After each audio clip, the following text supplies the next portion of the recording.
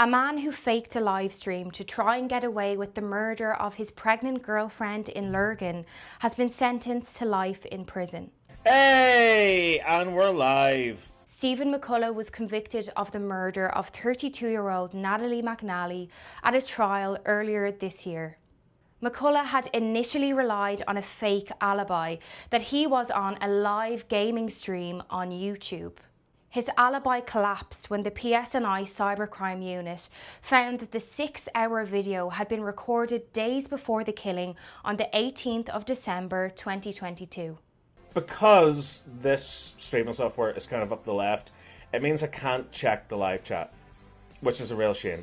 Stephen McCullagh was also captured on CCTV on his way to Natalie McNally's house and on his return home. Here he is seen getting into a taxi, which he paid for in cash.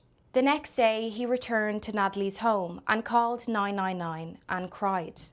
Go through the car, she's pregnant. Listen, are you saying she's pregnant? Yes. And she's not breathing? Did you say she's cold? She's cold. Right, okay. The judge described the murder as cold-blooded and calculated. Stephen McCullagh was told he must serve a minimum term of 31 years before he can be considered for parole.